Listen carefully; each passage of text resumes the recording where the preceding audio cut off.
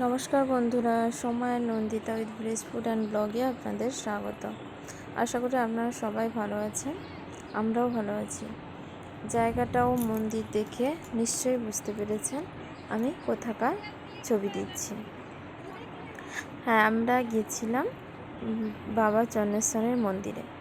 আমার ছেলে চুল দেওয়ার মানসিক ছিল, তাই আমরা একটা সোমবার থেকে গেছিলাম আমার ছেলের মাথায় চুল দিতে।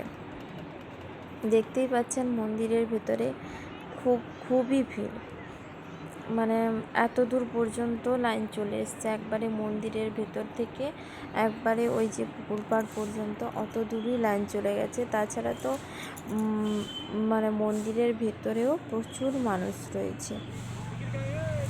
এই ভিড়ভাড়টা পেরিয়ে আমরা কোনো রকমই মন্দিরে গিয়ে পূজাটা দিয়ে এসেছিলাম। এই যে পুজোর ডালি সব কিনে নিয়েছি। এরপর আমরা যাব মন্দিরের ভেতরে।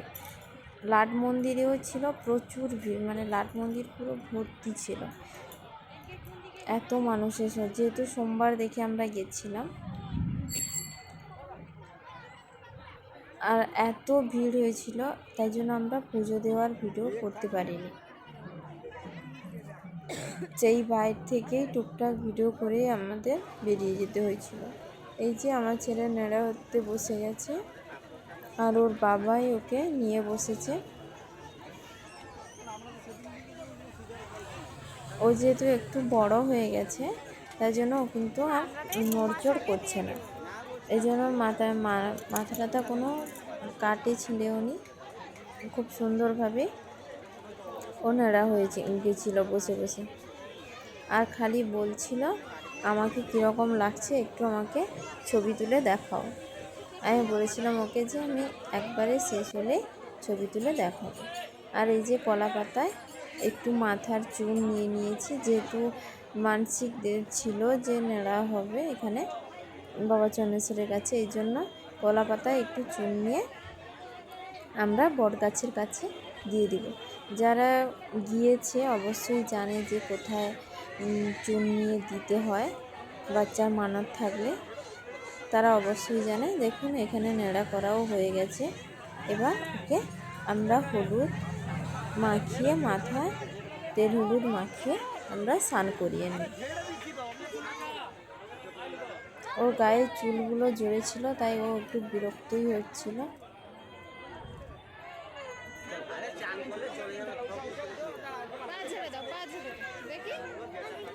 এবার বলছে আমাকে দাও মোবাইলটা, আমি দেখি কীরকম নেড়া হয়েছে। এই যে নেড়া হয়ে গেছে। আর এখানে আমরা পুজো দিতে ঢুকে গেছি, কিন্তু মন্দিরে এত ভিড় ছিল, ওখানে আমরা ভেতরে কোনো ভিডিও করতে পারিনি, বা ভিডিও করতে দেয় কিনাও আমাদের জানা নেই, কিন্তু আমরা ভিডিও করতেই পারিনি, এত ভিড় ছিল, এত মানুষের সমাগম ছিল। আর সব থেকে যে এই দেখুন কত বড় একটা ষাঁড়, এখানকার সব থেকে মানে বড় বিখ্যাত ষাঁড় এটা। আমাদের প্রায় পুজো দেওয়া কমপ্লিট হয়ে গেছিলো, আমরা বেরিয়েও পড়েছি পুজো দিয়ে। তারপর আমরা চলে এসেছিলাম আর একটা মন্দিরে, বাবা ভূষণ্ডেশ্বর মন্দিরে। যারা গিয়েছে তারা অবশ্যই জানো, বা যারা যাওনি তারা একবার হলেও চন্দ্রেশ্বর গেলে বাবা ভূষণ্ডেশ্বর মন্দিরটা ঘুরে আসবে। মানে ওইখানে মন্দির এত বড় সড়ো, এত সমাগম নেই মানুষের, তো যায় মানুষজন, কিন্তু মানে মন্দিরটা ভেতর বাইরে থেকে যতটাই দেখছো যে টিনের ছাউনি ছোটোখাটো, কিন্তু ভেতরে গেলে মানে এত সুন্দর, মানে খুব ভালো। শিবলিঙ্গটা দেখুন কত বড়। আমরা এখানে আগে এসেও ঘুরে গিয়েছি, তখন অবশ্য মন্দিরটা এরকম ছিল না, একটু অন্যরকম ছিল। উপরে উঠে শিবের মাথায় ডাব হোক দুধ হোক ঢালার ব্যবস্থা থাকতো, কিন্তু এবারে সেটা নেই। ওইখানে নিচে আপনার পঞ্চমুখী সাপ করে দেওয়া আছে, ওইখানেই সবাই দুধ গঙ্গা জল ডাবের জল সব ওইখানেই ঢালছে। দেখুন নিচে ভেতরে অনেকেই ঢুকে গেছে, চারদিকে গোল হয়ে দাঁড়িয়ে গেছে, এক ব্যাচ করে ঠাকুরমশাই পুষ্পাঞ্জলি দিয়ে ছেড়ে দিচ্ছে। ওই দিকটায় পুষ্পাঞ্জলি হচ্ছে, দেখুন সবাই হাত জোড় করে দাঁড়িয়ে আছে, আর আমরা এইদিকে ঢুকে পড়েছি ভেতরে পুজো দেওয়ার জন্য। আর এখানে সবাই এলে এরকম ঘিয়ের প্রদীপ এই মন্দিরে জ্বালায়, তো আমরাও জ্বালিয়েছিলাম সেইভাবে, ঘিয়ের প্রদীপ জ্বালিয়েছিলাম আর দুধ, ডাব, গঙ্গা জল এরকম দিয়েছিলাম। দেখুন কত বড় শিবলিঙ্গ।